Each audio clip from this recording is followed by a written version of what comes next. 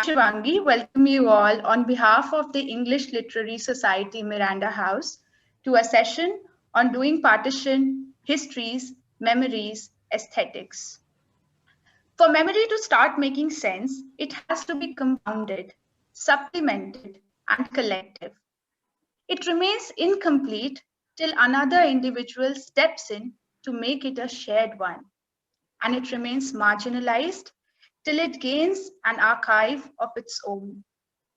The mechanism through which shared memories and experiences become archival and historically accepted depend overwhelmingly on its selectively patronized documentation. Thus, the methods of recording and researching testimonies are important tools of hegemonic archiving and the resistance to it. As students of literature, our classroom discussions play a crucial role in analyzing the social context and politics that we are a part of and participate in, and in turn enables us in discerning the hegemonic archiving involved. Arising from such classroom discussions while studying partition literature is our interest in collating partition memories that have remained marginalized so far. Memories and experiences from partition of 1947 have been hegemonically archived with a communal intent and its manifestations. We aim to resist such hegemonic archive by our examination of the partition from the lens of class, caste, and gender. While contextualizing the politics of a text, we also look at its criticism and praxis that persist socially. And therefore, with today's discussion, we hope to widen our horizons in locating and understanding texts sociologically through an interdisciplinary approach with members of Doing Sociology. Doing Sociology is a blog started in 2020 by Professor Maitreyi Chaudhary, Rituparna Patkeri, Dipali Aprajita, amidst the crisis raised by COVID-19. This blog aims to be a site to further the sociological consciousness, cultivate sociological imagination, and make sociology accessible to its early students. Rituparna Patkeri has recently submitted her PhD at the Center for the Study of Social Systems, Jawaharlal Nehru University. She's currently teaching in the Department of Sociology, Indraprastha College for Women, University of Delhi. She's interested in issues of food, gender, culture, media, and the public. Welcome, ma'am. Dipali Aprajita is a PhD scholar at the Center for the Study of Social Systems, Jawaharlal Nehru University. Her research is located within the field of economic sociology, and she is interested in issues of labor, gender, migration, ethnicity, and the urban. Welcome, ma'am. The Doing Sociology team will also interact with the students of English Department, Miranda House, who are currently working on documentation of partition memories and who aim to approach this project through an interdisciplinary bridge. The session will end with a brief presentation by Mehvesh, a member from the team of students who have written a paper capturing the encounter between the politics of aesthetics in Ovid's Philomela and the contemporary politics of #MeToo movement. Before we proceed with our event, I would request everyone to put their mics on mute unless speaking to facilitate the smooth conduct of the event. However, please feel free to use the chat box to post your queries, comments, and observations during the course of our discussion. I once again welcome you all to this virtual gathering. I now invite Dipali ma'am and Rituparna ma'am to address the audience.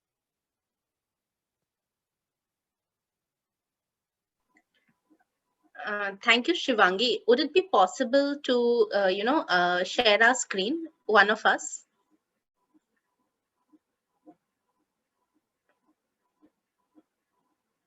Can you let Dipali share her screen?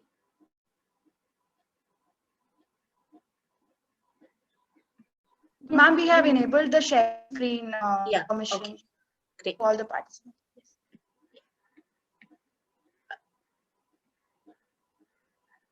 The screen is visible, right? Yes, ma'am. Okay. Yes, ma'am. Right. A very good afternoon to everyone. First of all, we express our gratitude to Dr. Sharmila Purkayastha and Shivangi and everyone in the English Literary Society, as well as, Miranda House, to give us this opportunity where we can talk about our blog, as well as exchange ideas with all of you on your project on partition. I feel that the outcome of this is going to be very engaging and powerful. uh, as you can see, both of us have just crossed over to the other side of the learning process. We were students till very recently. At least I was one, and Dipali is also going to cross over the line very soon. And there is a realization and recognition on our part that we, as new students of social sciences, hold the key to sort of doing a lot more for our society, and particularly for social science research. This PPT that we have, this session that we have, is an introduction to our blog. And after that, we'll be engaging with you on different kinds of questions that will come up. To give you a context in which, the blog sort of emerged, when the COVID-19 pandemic first cast its shadow over 2020, exactly, sometime around March, there was a buzz around it that we are going to see a new normal. And there was also a kind of anticipation as well as anxiety about these moments. And, even sociologists who were writing on it in the early times, like Slavoj Zizek, saw this as the possibility of an alternate society, one which was promoting, global solidarity and cooperation. We have, of course, seen that that has not held true in that sense, as we today are fighting over vaccine and the political economy of it. We see that, that global solidarity is still missing. There was an assumption that because we are suffering or going through a global health pandemic, the impact of neoliberalism as a model or mode of production would be questioned. However, we have seen that that is also not the case, because consumerism and capitalism has sort of capitulated even on a pandemic, with different kinds of goods and services available in the market. Today, you have a special category called, pandemic service or pandemic good. Things like sanitizers, even vegetable washers became available in the market. And as such, neoliberalism as a model was really not questioned in that sense. We've also seen how public institutions have been, attacked in the recent years, not just in India, but the world over. And the depleted public health system has left the public exposed and vulnerable, as someone like David Harvey has put it. And this has also been the trend across the globe. Right now, one of the public goods that holds a lot of importance for us is public education, which was facing a lot of attack by market forces as well as populist governments even prior to COVID-19. If you remember, even countries like Japan, which are seen as developed nations, were cutting down on funding for education, particularly social sciences. And if you have been keeping up and reading the news, you will also, remember that the PhD intake in many US and UK universities have been completely shut down for the coming, 2 semesters or 1 semester. All of these reactions are not just limited because of the pandemic triggering shifts. It's because, public education in that sense has faced an attack from both market forces as well as populist governments. In India, the case hasn't been very different. We have seen the condition of public education in the country, particularly in a university like Jawaharlal Nehru University, where, the administration during the COVID-19 pandemic felt that social sciences actually can move entirely to an online mode in the coming future. This is also related to the way the university was opened up phase-wise, in which the humanities and social sciences students were thought of in the last, only towards the end. The first preference was given to the science students. Coming to it, it sort of undermines the role of social sciences or sociology per se as something that can help in public enlightenment. It also looks at the classroom as an irrelevant space in knowledge production, indicating that online everything can be learnt and taught. In a way, there is an attempt to make sociologists, social scientists, teachers redundant. So with the rise of populism, there is a challenge to academia's public appeal. For instance, Professor Maitri Chaudhary opines that today we have instant access to information, but there is an inequity in knowledge, in access to knowledge. What she means is that, because of communicative abundance in the way that you can access information, all of us get the same news. But the ability to decipher what is fake news, what is not, is something that only people with the true knowledge in that sense possesses. As the pandemic has wreaked havoc in our lives, we've also seen how there has been a recurring importance of humanities, subjects like, English literature, sociology, public policy being brought into the limelight. And there has been discussions on how humanities and social sciences can contribute to understanding the knowledge part of this pandemic. However, we would argue that these are not actually new challenges for social sciences, or rather even sociology, the discipline that we are more familiar with. In 2005, American sociologist Michael Burroway actually had given a very firing, speech on public sociology, and he had fueled the discussion on what public sociology could do. Public sociology is sociology for the public, which means that we don't gatekeep knowledge, we don't gatekeep conceptual and theoretical models, and make it possible for our common people masses to understand these things in, very simple ways. So that is why there has also been a debate and discussion on how sociologists should write more and more op-eds, should write more and more in the newspapers, in blogs, so that, their thoughts reach more and more people in very simple words. It is actually this sort of an idea that motivated us to come up with something like, doing sociology and revisit this debate. Because although it has been, almost 15 years since Burroway's speech, not much has taken in the place of public sociology. For instance, in India, we do have an Indian Sociological Society, but its impact is limited to maybe organizing a conference or actually, bringing out a journal, and not being able to mobilize young students in that sense. And this has been true even outside. So at that very point of time, this debate became very interesting to us, particularly when we look at a position in the global south. So online communication has also given us this possibility of building a space where young people can come and, create that possibility of interaction with seasoned academicians or, seasoned scholars. This blog emerged in the context of that very public sociology, which we thought that, will bring to the global south. Now, because of online technology and communication, it was possible to build a blog even when the three of us, Professor Chaudhary, Dipali, and myself, were located in three corners of India.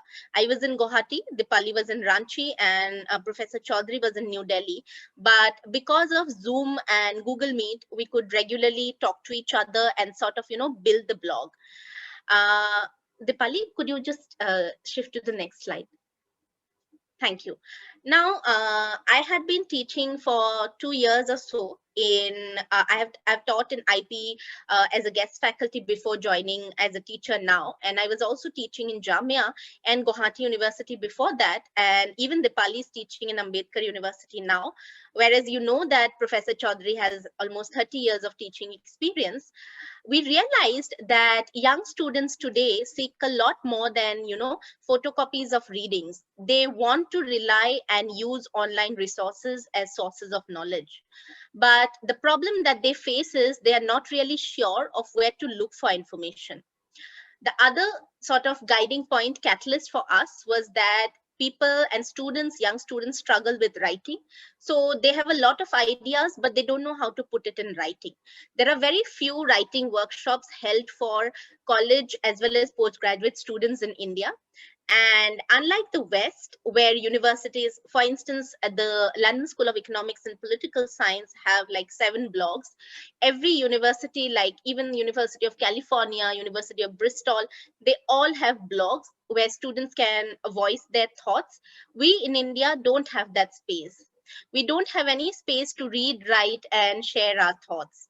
It is actually this lack and the thought behind it that helped us come together to begin doing sociology, which is a blog that seeks to promote a sociological consciousness among students and encourage them to look deeper beyond the surfaces and, also recognize the value of comparative perspectives and alternative understandings. This blog is as much yours as it is ours, and we've tried to build it as something that offers a mentoring and, learning space to young students, which was much required, particularly with everything moving online. Dipali will talk more about the blog now.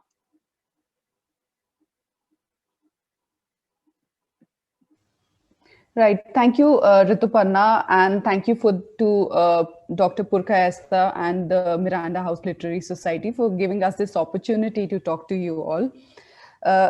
Just picking up from where Rituparna left, she's told you about the context in which we began this blog. And I'm sure even students located in Delhi University, you are much familiar with what we've already expressed, or what we've told you about our own experiences as students in Jawaharlal Nehru University.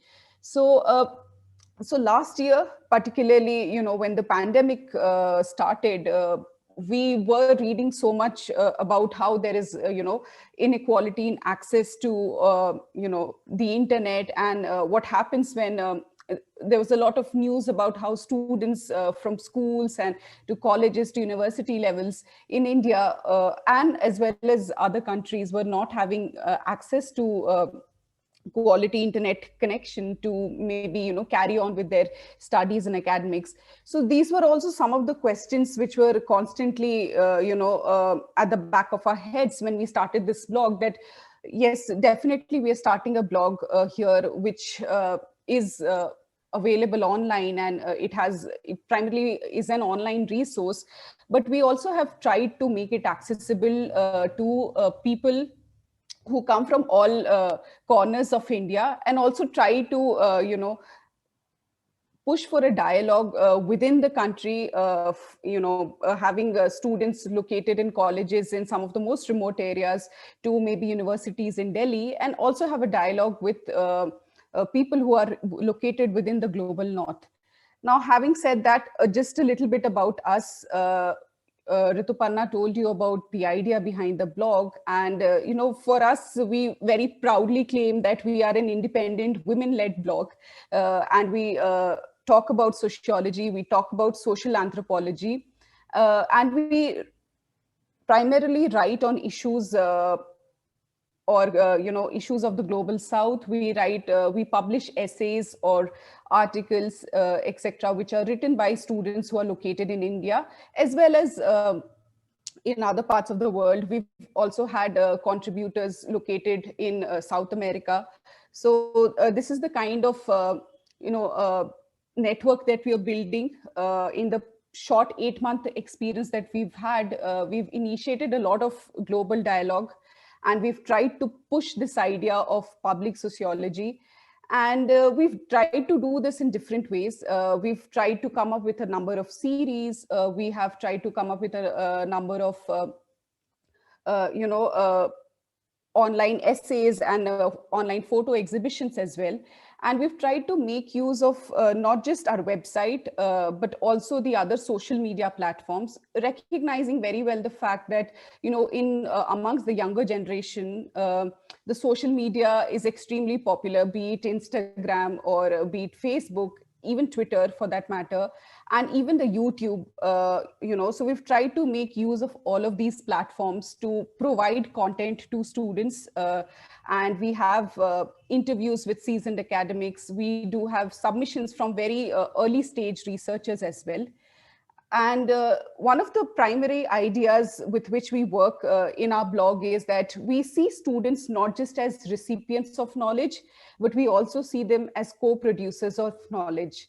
So when we talk about knowledge dissemination, or when we talk about when we try to publish anything in our blog, we always encourage younger people to contribute. So for example, in one of our essays, which was on friendships and ideas of social appropriateness, we had contributions. It was an essay co-authored by a teacher at St. Xavier's College, Mumbai, and her student. And the essay was written in a dialogical format. So it was more like a conversation. And you can go to our website. We'll share the links after the presentation, and you can look at it as to, how we've tried to push for more engaging and conversation sort of formats in our blog. And we've also, as I mentioned previously, we've published works of scholars who are currently researching in universities who are located within India, as well as those who are located in other parts of the globe. We have scholars who are located in the UK currently. We also have people who are located in other parts of Europe. So the website or the blog also provides a platform to have this dialogue and communication.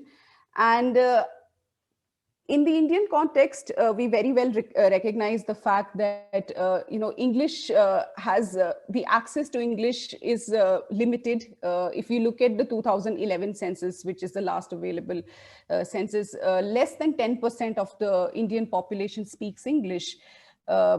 So we also worked with this idea that, when we have published pieces and when we have some of these important articles on our website, we would try to bring it out in some of the, vernacular languages. So we do have some, guest members on our team who particularly help us translate some of the important essays and reproduce them in Hindi. We've also had submissions in Assamese. We've had videos where scholars have sent in poems as well in different languages. So that is something that we've been constantly trying to push for people to bring in, different languages as well as ideas in the blog. And that was one of the foremost ideas which we had when we began the blog. And we've also made an attempt to translate some of the seminal texts. For instance, we had a 3-part Hindi translation of the feminist text Sultana's Dream by Begum Ruqayya. So this text was published in 1905. A lot of you might be familiar with it. And this was published in English at that point of time, but we ensure that, we have it in Hindi as well. And we've had a good share of students whom we've sent it to, the published essay. And similarly, we've also tried to bring in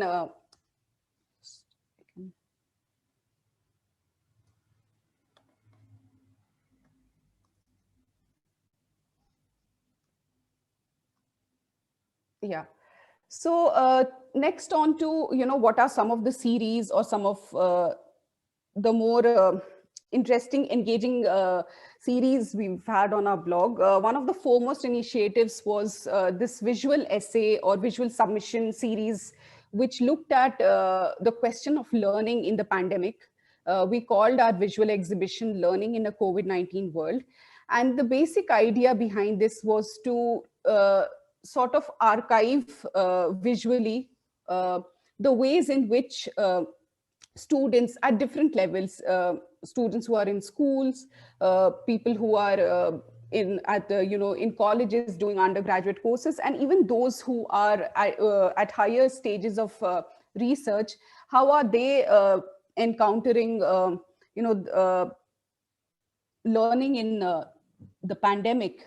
Because this was again keeping in mind the whole divide which came about during the lockdown, where people did not have access to internet, or few did not even have access to resources. So in this exhibition, we had called for contributions, and we got a range of submissions from people. And interestingly, most of them were women. Some of them located, in Assam. We had others who submitted. We had a school student sending in her submission from Bengal, and we also had somebody who sent in a submission from Kashmir, this very young sociology student who has just started running an online platform, a YouTube channel, and she was trying to, and primarily focusing on sociology, and how she was struggling to, run her YouTube channel with a 2G internet connection. So these were some of the things which this online exhibition was able to capture. So therefore, showing the diversity, showing also different experiences of people located in different geographies, different social locations as well, class background, caste, bringing in the question of region. So, and we had submissions in the form of paintings, sketches, photographs, etc.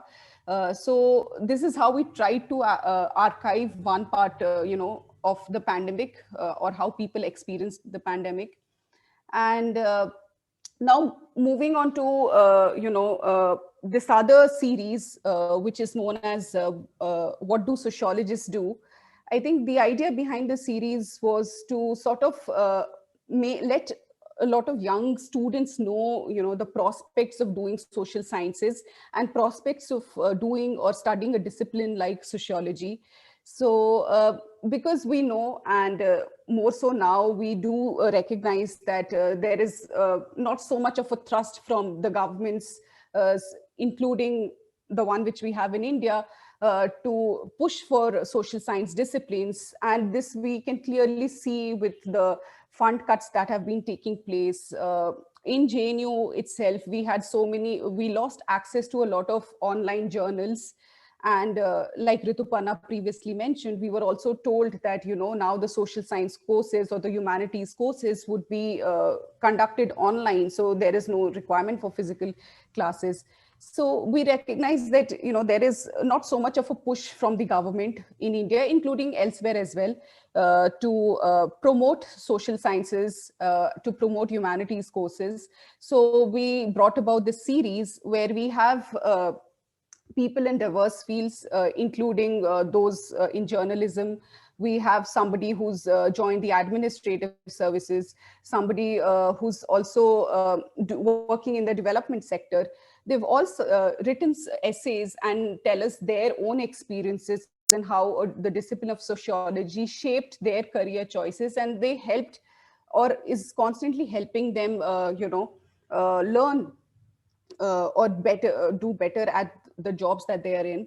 So that is one series with a very clear aim to make young people aware of the prospects of sociology. And then finally, to when we talk about our intent to promote the discipline and create this blog as an archive or a repository of quality resources for students, we've conducted several interviews with seasoned academics located in India, located in different parts of the world. And we've talked to them, about their areas of specialization.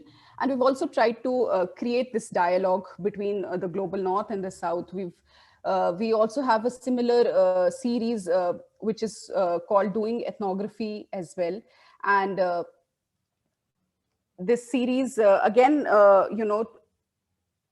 is done in an interview format, and where we do video recordings with scholars who've gone and done ethnographic research, who visited the field. We had a scholar, Dr. Anku Datta, who's done amazing research on amazing research on forced migration in Kashmir. We've had Professor Lina Frizzetti and Echo Soster, who are located who are placed in the US. We had them with them, and similarly, we had several seasoned academics who share their research work. And these interviews are primarily text-based. I can share a little bit with you all how we go about it. We try to look at their previous writings, their previous works, and then that is how we come up with our questions, and the whole discussion is basically centered on their writings. So in this way, we try to help our viewers get familiar with some of the key writings and some of the key texts, which now, or maybe for a lot of students who are not located in some of the premier universities in the country, would be difficult. Because in my own experiences, since I come from Ranchi, I know what is this, the academic scenario in most of the universities and colleges here. Students would finish their courses, they would get their degrees, but never get to read original texts, or never learn what scholars have written about actually, and they would just be reading some vague guidebooks. So I think with these series, the one on with one called The Interview with Academics, as well as this called What is Ethnography, the intent was to create a dialogue with experts in the field, and to help younger people have access to these all this material. And the advantage with audiovisual format is it's very easy to pick up from there. And then apart from that, we do have our occasional book reviews and book discussions, and where we allow our contributors the freedom to choose their book. So we do not have a fixed criteria which says that you only need to publish so and so books, but we allow our contributors to pick up books that they like and review them. And in all of this, the intent behind the blog was to also provide a sort of guidance to scholars, and sort of do a mentoring to people when they make submissions, because in very few spaces, universities and colleges in India, a proper mentoring takes place, and students are guided as to how they should probably write a book review, or how they should write a term paper on an essay. So Professor Chaudhary, who's part of the team, was very particular about this, that, while we do accept submissions from people, we also would try to mentor them and help them, learn the academic way of writing. So that was one idea. One of the recent series that we I think we've started it about 2 weeks ago, is a series on media. And knowing that media is all pervasive in the contemporary society, we have all forms of media.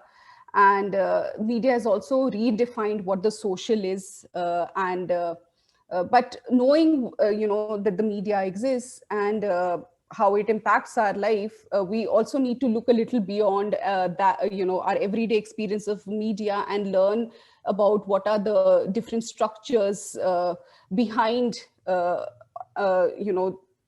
the media houses, or what are the ways in which the different media houses or other media platforms functions, what are their sources of funding, what is their administrative structure, or what news gets published, and who decides what gets published, etc., are some of the questions that we found interesting. And Rituparna and Professor Chaudhary have been interested in questions of media. So this was a series which we've recently started, and we're looking, we have contributions from journalists, we have contributions from scholars who research on media. And yeah, so this is something that we've recently just launched. And in the future, we do have some other interesting series which are coming up, maybe having something like an annotated bibliography, which will help students to, the blog would serve as one platform where students could come and pick up and get a list of good reading material on any topic that they find interesting. So yeah, just to show you, these are some of the essays.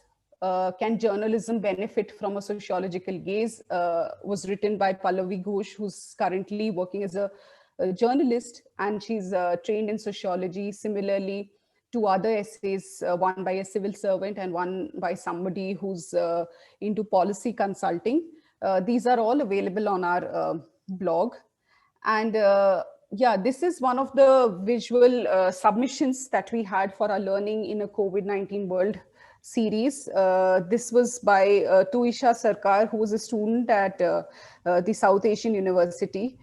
And if you can see, how she's tried to capture the idea of time and linearity and how time has become fluid, particularly during the pandemic. So yeah, this is one example. We had similar other submissions. So yeah, I am now back to Rituparna if you'd like to add anything to it. Yeah, thank you, Dipali. Yeah, so this blog is consciously recognizing the fact that the online is sort of the mode that we need to engage in multiple ways today. There is no point shying away from it, because in that sense, people are using it, particularly young students, and the task for us as teachers, as educators, is to make it possible for them to look at resources which are authentic as well as which are academic in that sense. This blog also fulfills that lack of us not having writing spaces in that sense, and as well as the fact that it is an interdisciplinary effort in that sense, and the project that you are doing on partition would fit in very well with some of the things that we are doing. For instance, in our series, What is Ethnography? It could fit in terms of either a visual essay or even a very autoethnographic essay or even ethnographic essay. Similarly, we have our YouTube channel associated with the blog, where you can show certain visuals and videos from your fieldwork, even research bites. For instance, maybe what are the challenges that you faced while doing the research and how did you document it in video form. The other thing would also be reviewing books related to that literature. We would also be open to something. Yeah, so right now, maybe we stop here and hear from you, about your project, and then carry forward the conversation. Thank you so much, ma'am. That was really insightful. And with exhibition, book reviews, and the various series that you have done within the discipline of sociology and outside, I think it's a diverse digital repository. And I think some of us would really like to read and contribute to the blog. Thank you so much. And now the floor is open for questions and observations, comments, anything. You can use your chat box or unmute yourself to for the same. Can we know a little bit about your project? If somebody could tell us a little bit about the project that you are doing. Yes, ma'am, sure. We have members from the partition team with us. Good morning, ma'am. So our project is, we are planning a documentary which will be divided in 4 parts. One is memory mapping, where we will be recording memories of people who have been through partition. We will be taking interviews. And then we have scholarly mapping, where we'll put in comments and how scholars have mapped partition over the years. So we'll be working on that as a segment. Then there is a section called map making, where we will study about how maps work and how the arbitrariness of maps, and the lines which divide two nations, and the violence and the trauma that follows after it. So these are the sections which we are planning to have. We've had, the last one is how we will be drawing on films about partition. We'll be reviewing these films, and overall we'll be seeing how the representation of partition been in the media. So these are the 4 segments, and we have a group of students divided into these. We'll be working on these segments separately and ultimately combining them all in a video documentary. That's what the plan is for now.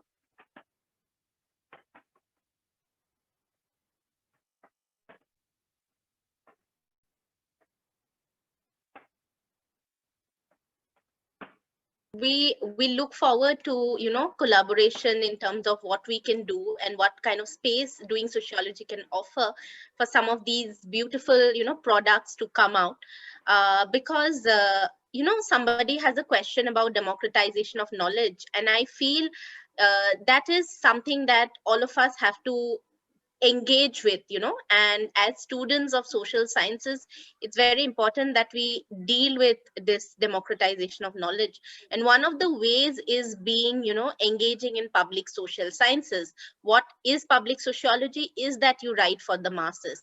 Ultimately, you know, being in a bubble and talking about change and progress within that bubble doesn't really help, isn't it? Because most of us do share those values. It's about time that we go beyond ourselves. So when the very fact that proper reading material is not available in vernacular languages becomes an obstacle in the path of democratization of knowledge. Of course, you know, we are an independent blog and we don't have funding, so it's very difficult for us to do everything. But it's also possible because of the online mode that we do certain things from the corners of our houses itself. And in fact, we are also looking for interns and help from students. So if any of you would be, you know, willing and eager to offer your services in any way, be it, you know, handling social media, visual content, editing content, translation, we would be more than happy to have you on board. Of course, we can't offer monetary compensation because of the nature of the work that we are doing, but we promise to make you feel like a team member, and also that, you know, we can promise that you will learn a lot and really love the work. And of course, yes, I do believe that every social science discipline in one way or the other is also engaging in democratizing of knowledge, you know. And let's hope that doing sociology sort of also gives that kind of hope to other disciplines that, you know, it can be taken forward. And we have to live in an interdisciplinary environment, and probably hence this collaboration can also, you know, take that forward.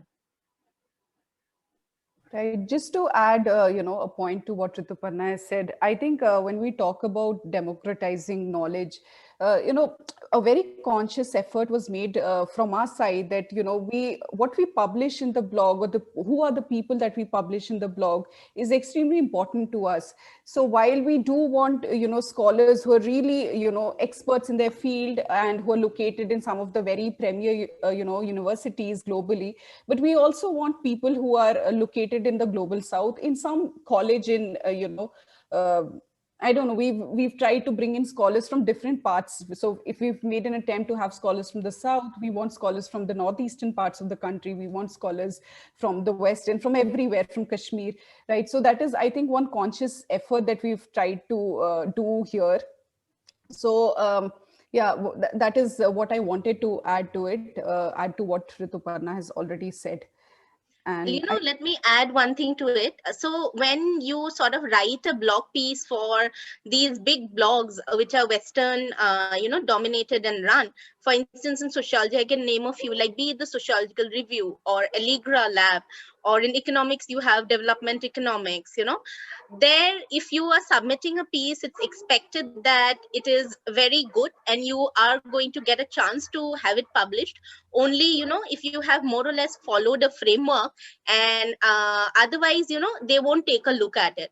For us, we didn't have that luxury because we don't have that kind of writing style. Our, you know, students, even if they have become maybe faculties, they don't have that writing style because, you know, that language issue itself has plagued them from, like, you know, childhood as school students. So in that regard, Professor Chaudhary plays the role of being a mentor, because she gives a lot of suggestions on how a piece can be improved. And we pay a lot of attention that we don't reject pieces but make them become better.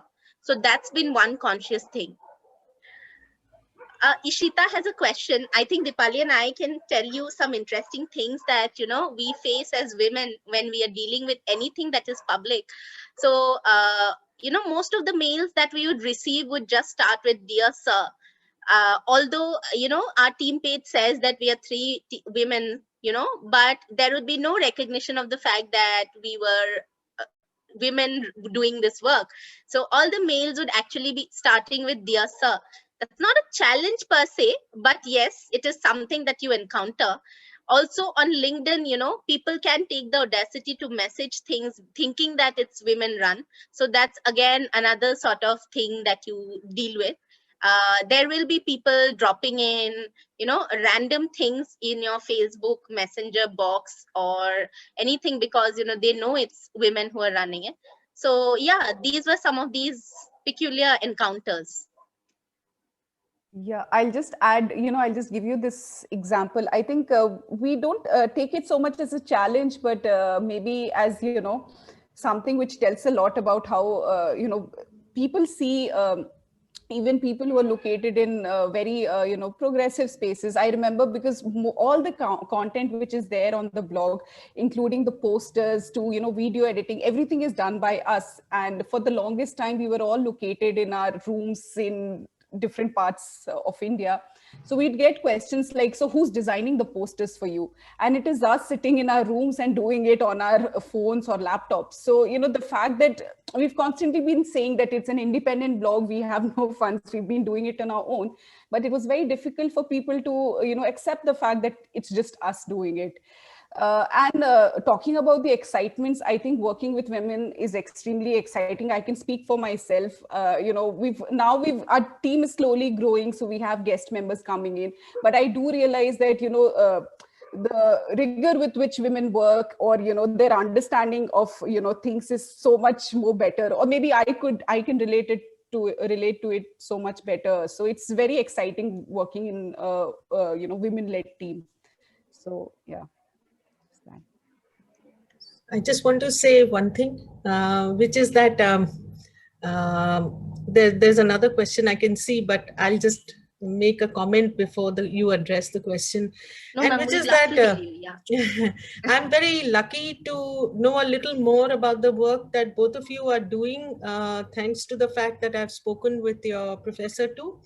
And just for the others, I want to say that I think while we did know, and we do know that Rituparna, you've been working on the sociology of food, and that is such a big issue here in South Asia, where we move from glut to famine conditions, like, so how do we look at food, for instance, is a very important question for us.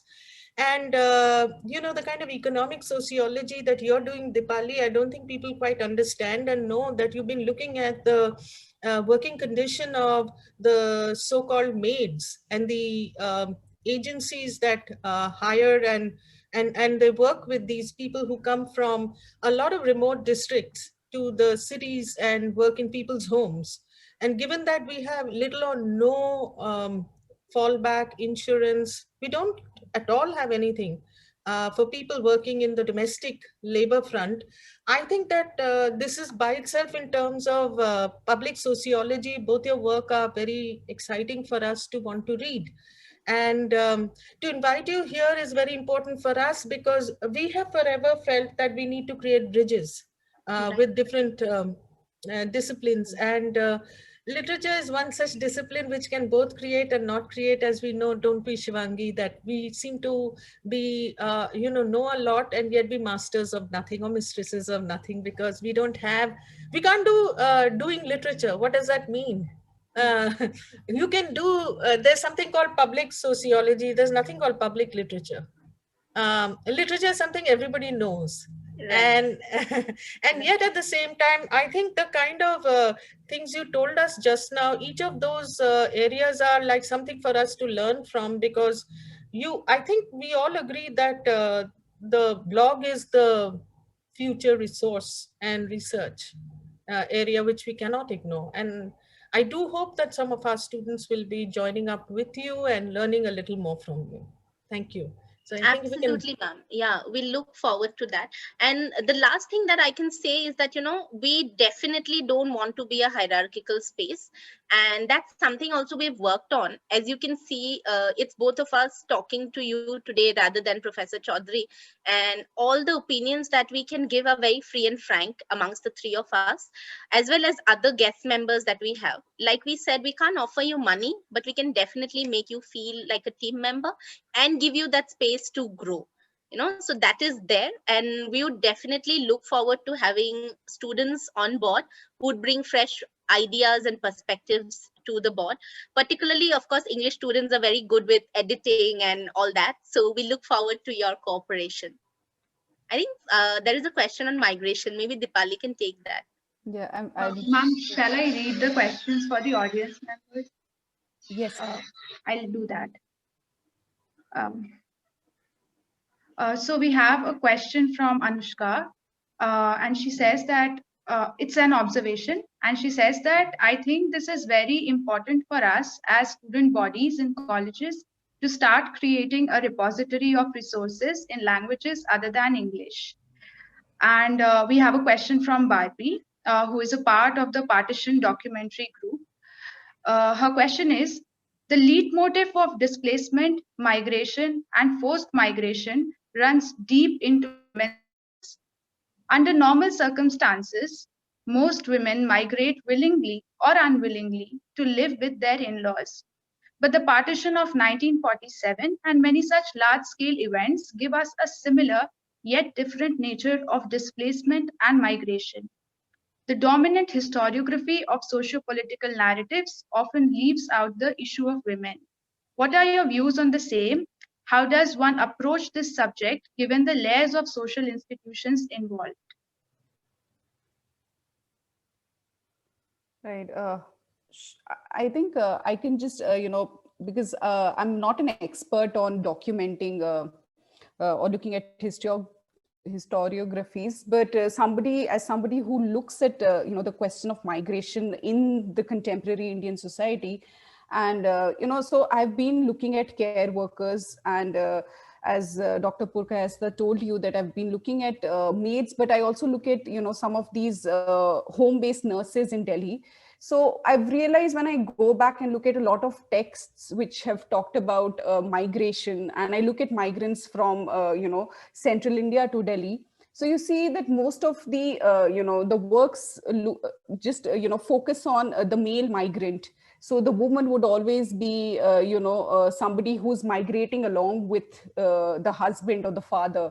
So I think that this was something which I constantly encountered in my early or initial stages of research. And I realized that there is a need to, bring in, women's stories. So when I was, and, in the course of my fieldwork, I went ahead and spoke to a lot of women, some of them extremely young, and their stories nobody knows about. So these women, have their extremely interesting stories. They've traveled, they belong to some village in Jharkhand, and then they've moved to maybe, Maharashtra, and from there they've come to Delhi, but nobody knows about them. So yeah, I mean, to just remotely answer your question, I think this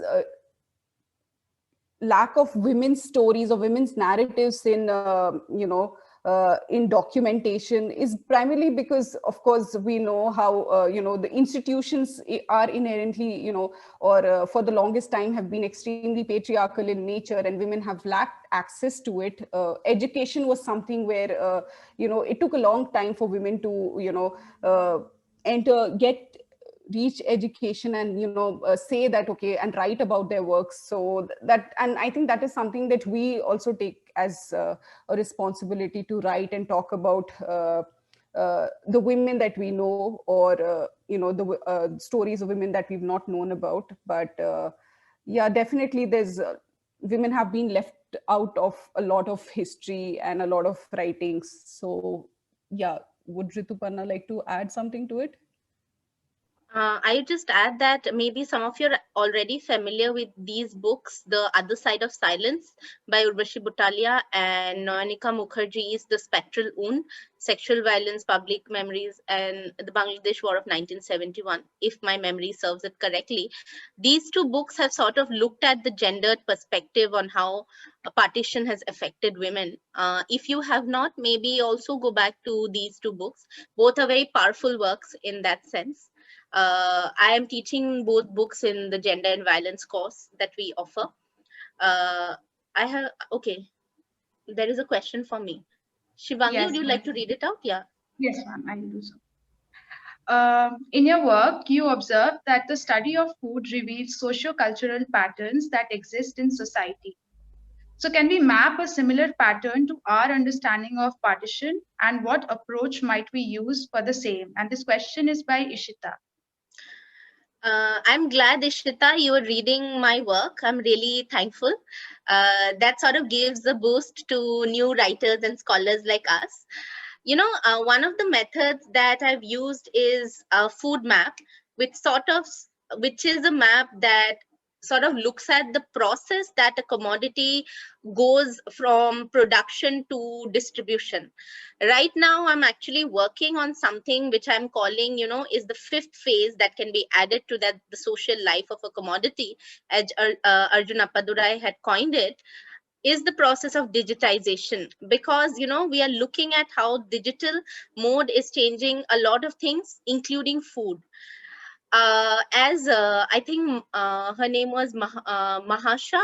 Have I spelt it correctly? Or Mawasha? Mehwish, ma'am, Mehwish. Mehwish. Achha. Okay. So Mehwish had said that all of you are already looking at mapping of partition. So definitely, a social map of partition helps in terms of how you map the actors, the processes, and what has happened. The other approach I would also maybe suggest is look at Desserto's work in terms of how you distinguish between place and space. That also gives you a framework in terms of understanding geography is not as only places but spaces. Deserto makes this distinction on the basis of his understanding that a place becomes a space when there is interaction between people, when a lot has happened in that space. So that could be also one approach to understand and locate partition and the kind of testimonials that would be there for women and men. And if you think of autoethnography as a method that is very much being used today, that would also help us understand partition in a new light. Autoethnography is becoming popular again with the COVID-19 because we've realized that it's not easy to conduct ethnographies anymore. So the study of the self, we're sort of going back to it. So that is also an approach that can be used, So yeah. Rituparna, if I can add to what you said, but a little differently, and just try and address the question of food and partition. Ishita, since you asked the question, I can answer a little on the issue of partition in the East. And something that we have spoken about before, that partition in the East was preceded by the famine.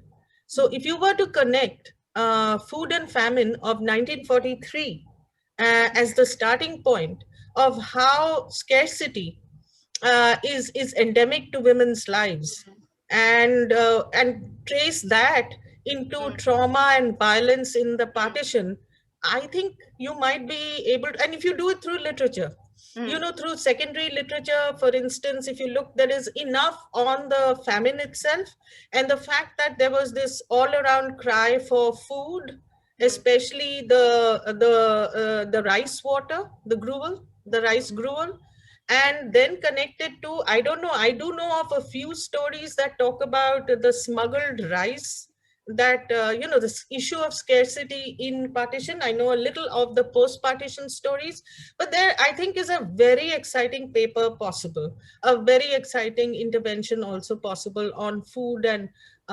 scarcity and violence and partition. And I think this is a trope, Rituparna, you'll agree, is something that we can push in many more historical events. Right. Many more. So, there are these recipes, Sylheti recipes called Shutki and Shedol, which have been associated with how partition has affected the Sylheti community. There has been very little on this, but it can be an interesting area to pursue, because Sylhet, in that sense, the partition history that it has seen, and these two particular recipes, Shutki and Shedol, continue to be markers of Sylheti identity after even so many years.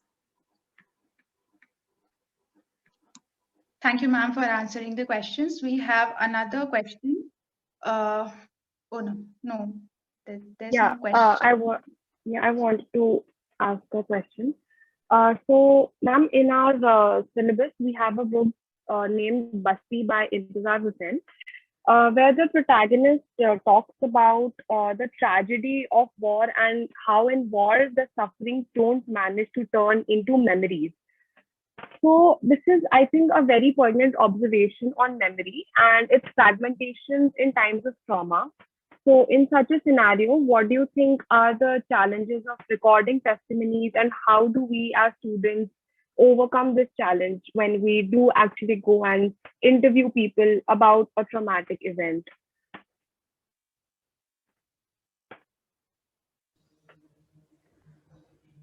Rituparna, would you like? Yeah.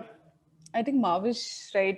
I can just share from, like my recent experience, because last year immediately, after January, I had visited parts of Northeast Delhi, and we were trying to talk to a lot of people who had been affected by what happened there. So I think, one thing which is, as researchers or as scholars who are trying to talk to people, in your case, you'll be talking to a lot of women who have experiences which are extremely tragic, and people would not willingly be wanting to go back to them. So I feel one can just go back and as very young people, you can strike up a conversation. And I've always felt that if you try to start a conversation which is not just entering that conversation from a very different point of view, not so much as something that has been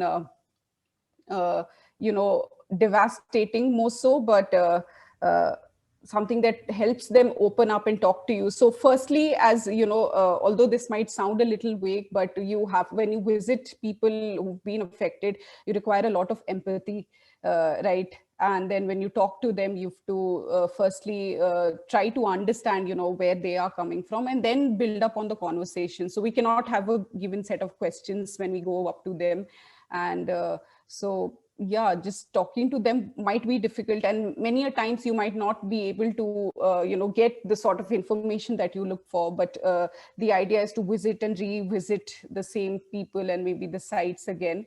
That is what we've been trained as ethnographers, right? So I think once you go and start the process, you learn out of it. And for me personally, I've learned that you cannot have a set of ideas with which you can go. Once you go to the field, you realize that a lot of things change, or your ideas transform a lot once you visit the site or the field, right? Yeah, I mean, it's important to see the respondents as humans. So, even if they are breaking down or are going through some traumatic incident, you probably do lend a healing, shoulder and a hearing ear. I've shared the links of two, one interview and one blog piece. This interview was with Ankur Datta, who has worked with displaced Kashmiri people.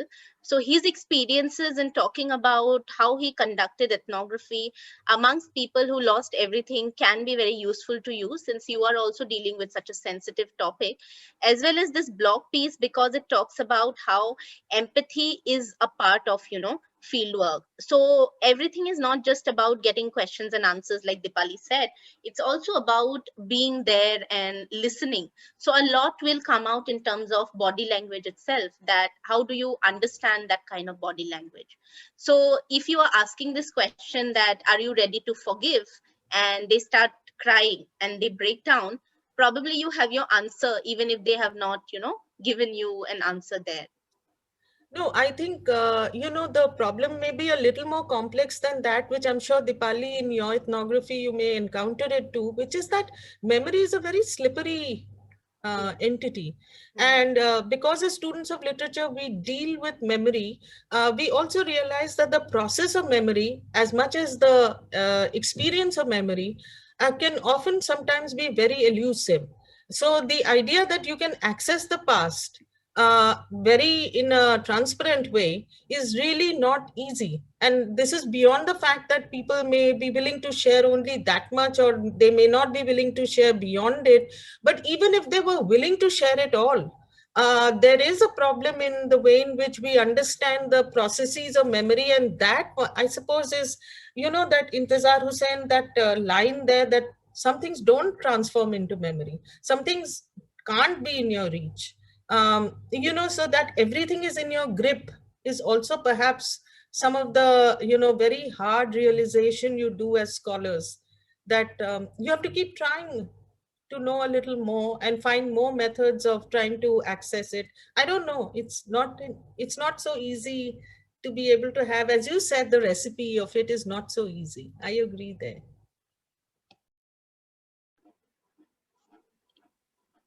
Thank you, ma'am, for interacting with us with such patience. And now we proceed to the last part of our discussion. We talked about histories, we talked about memories, trauma, fragmented memories, and testimonies and their digitization. In 2018, as more and more women began to call out the perpetrators of crime as part of #MeToo movement, the social media platforms witnessed a surge of testimonies of abuse, violence, and violation. In their voices, we found the resonance of Philomena's tapestry and the spirit of sisterhood. The documentation of sexual violence and related trauma also made us aware of the limitations despite #MeToo and the voices that still linger on the margins in hope for solidarity. I now request Mehvesh to briefly introduce us to the paper Philomena's Tapestry and #MeToo, Reading Ovid in the Age of #MeToo in an Indian Feminist Classroom. Mehvesh, over to you. Yeah, thank you, Shivangi. So before starting the presentation, I would just like to share with Dipali ma'am and Rituparna ma'am how our document or our paper was a similar effort as yours, because we were 10 students spread across the country. When the pandemic wasn't there, we used to sit in the department room and discuss, and we used to have very meaningful conversations. But after the pandemic, we found our way through Zoom calls, and we used to talk and discuss, and we put together a paper sitting in different parts of India under the mentorship of Sharmila ma'am. So now that we know that this is a possible way to go about a project, we are really looking forward to our partition documentary as well. So I would just like to share. Mehvesh, just 1 minute before you begin, just one thing. I don't know if it's there in your presentation, but this is a paper that's coming out in an anthology published by Bloomsbury in 2021. It's coming out, and the whole book is called #MeToo and Literary Studies. Wow. Yeah, that's what it's called. Yeah. Okay. So I'll just share my screen.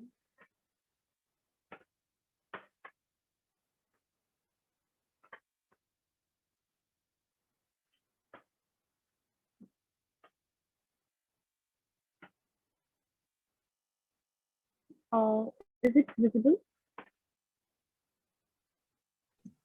Yes. Yeah. Okay.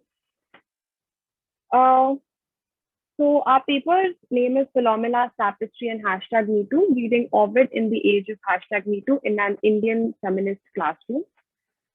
So in this paper, we've brought together the myth of Ovid and very contemporary issues in India, joined by the common string of rape and violence against women and their passivity. So Philomena was written by Ovid, who was a Roman poet who lived during the reign of Augustus. It is Ovid from whom we drew our inspiration for the paper. So I'd like to begin the presentation by introducing to everyone the myth of Philomela, a story written by Ovid. So the story revolves around three major characters: Procne, her sister Philomela, and Procne's husband and the Thracian king Tereus. Tereus, who is enamored by Philomela's beauty, kidnaps her, takes her to a forest and rapes her. When Philomela protests, he cuts off her tongue and returns to his palace to his wife, who is unaware of the events that have occurred. Philomela then weaves a tapestry, since she cannot speak, and sends it to her sister Procne. And Procne, upon learning of her sister's misery, decides to kill her son and present it to Tereus as his meal. The act of maternal filicide, which besides causing Tereus to lose his heirs, also becomes Procne's way of marking the dissolution of her marriage. Thus, the tale depicts retributive justice as mechanism for a woman to punish her husband and solidarity between sisters. This is a picture by Peter Paul Rubens, which depicts how this is serious. That is Procne and Philomela, and this is their son's head. And this is the myth from where we drew our inspiration, and we've drawn upon it throughout our paper. So it started, the sentiment in Philomela's speech is quite similar to the sentiment embodied by the hashtag #MeToo movement, which began in 2017, 2,000 years after Ovid's lifetime, since the issue of female violence against females is something that has persisted and hasn't changed even as time and the society has progressed. So our first encounter with the myth was in 2018 when we read Philomela's tale as a prescribed reading in our course, a text that demanded debating both within and without the classroom. So while the violence implicit in the myth remains unparalleled, we found a ready reception of the myth in subsequent retellings in Western literary texts in the medieval and modern periods. Simultaneously, we found disconcerting similarities between Ovid's myth and our present-day rape culture. In our reading, we found a powerful resonance of shared sisterhood in the Ovidian story in the hashtag #MeToo campaign. So the paper, what the paper consists of is that after we did a feminist examination of Ovid in the Western canon, we turned to ways in which the silent rape narratives in Philomela were similar to the narratives in contemporary India, and we drew from two strikingly different contexts: the politically restless and heavily militarized region in Kashmir, and the deeply underdeveloped, poverty-driven tribal majority district in the state of Chhattisgarh, Jashpur. So Ovid's Philomela is also while reading the Ovidian story, this is how we drew upon the tapestries of Jashpur and Kashmir. So Ovid's Philomela is silence in the reimaginings of the myth. A similar silencing of rape survivors in contemporary times is encountered in the selected rape cases of Kashmir and Jashpur, which share one thing: a deliberate exclusion of rape narrative from the public memory. This visible disappearance is secured by institutions such as the military or the panchayat, along with manipulative media. Towards the end of the paper, we understood the concept of a critical solidarity. We developed the idea of a critical solidarity that not just bases itself on a sisterhood excluded from the politics of its own privilege, but is crucial of itself. And that is how we ended the paper, with a ray of hope in female solidarity. The acquittal of Priya Ramani recently in the MJ Akbar sexual harassment case, something that we also touch upon briefly in our paper, provides us as feminists the much needed strength to continue with this practice of critical exercise. And this paper was spanned over a few months, and this is how we ended the paper.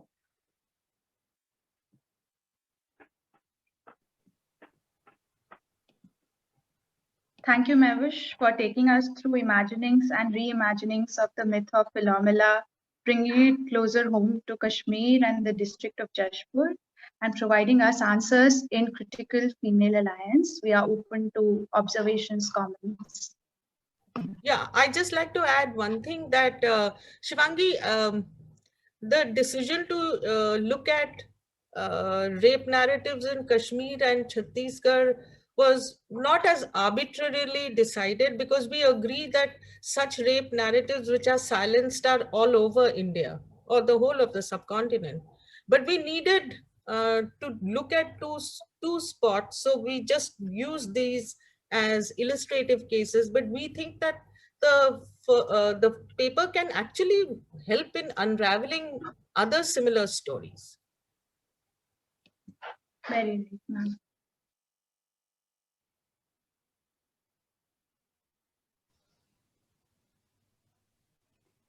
I think I really look forward to reading this whenever the paper is out.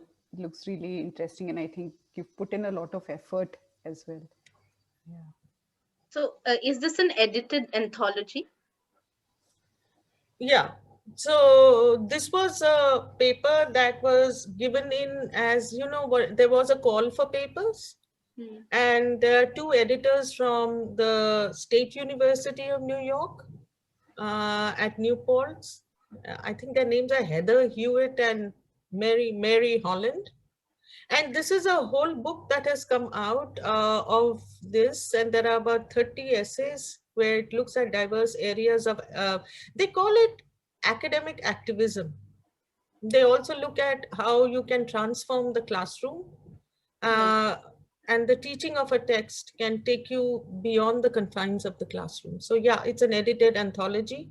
It's published by Bloomsbury, New York, and it's going to come out in November of this year.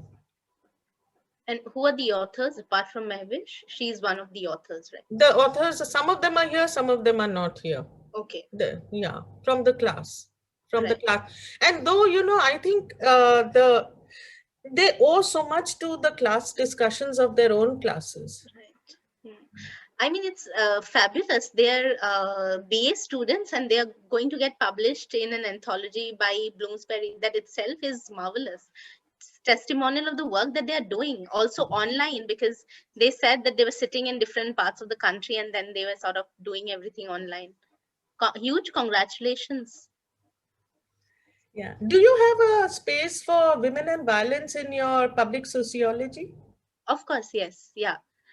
So somebody called Simona Sharma from TIS Mumbai had reviewed Urvashi Butalia's book, The Other Side of Silence.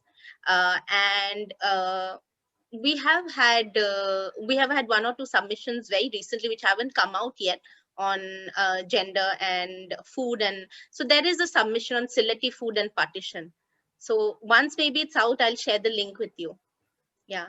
So we'll look forward to any submissions that sort of fits with any of the themes that can be, given a public sociological bent. I think that's a great deal of looking forward we can do, and from our side. Yeah. And there's something that we look forward to, especially that food and public sociology is something we look forward to. We should be now tracking it more regularly, isn't it, Shivangi? In our classroom, we should be looking at the blog, and individuals should be interested to make connections, offer submissions, whatever it is. Like some of the presentations we've had in class already, they've been fabulous presentations we've had. Fabulous presentations we've had on different issues related to the partition, like on the Mathua community, on Mathua community and partition, caste and partition, gender and partition, memory and partition. We've had many, and if any of them wishes to make a submission, I'm sure you can consider whether it fits in with your thing or not. Yes, definitely. Yeah.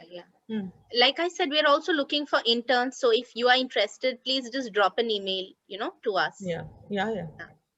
That sounds lovely.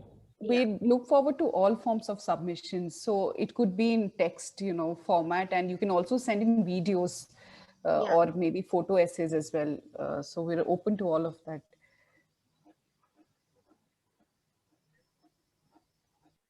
Thank you so much, ma'am. I think today's session was important in reminding us that our responsibility as academicians is to bring our classroom discussions to the social life that surrounds us, to break hegemonic barriers, and to be critically aware of the lives that we live outside our classrooms.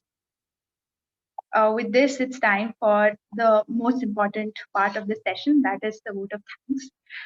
On behalf of the English Literary Society, I would like to extend our heartfelt thanks to our speakers, Dipali Aparajita and Rituparna Patkeri, for accepting our invitation and sharing with us their valuable insights. We truly hope to have you with us again for another brilliant talk, and we wish you the very best for all your upcoming endeavors. Doing sociology is indeed an important intervention, and we express our gratitude to your entire team for this initiative. I also take this opportunity to extend gratitude to our teacher, Dr. Sharmila Purkayastha, for teaching us the importance of praxis each time she introduced us to theories, and for her incessant support and unending encouragement. Special thanks to my dedicated team members for their involvement behind the scenes. And last but most importantly, a huge thanks to our audience whose enthusiasm and presence throughout helped in making today's discussion possible and interactive. Thank you for joining us despite the challenging times, despite sitting at homes, and despite the strike that is on. If you have any further queries that we could not address due to paucity of time, you can always contact our union members. With that, we take your leave. Hope you have a lovely evening ahead. Thank you, Thank you so Aparajita. much, ma'am. Thank you, Dipali, Aparajita. Thank you, Rituparna.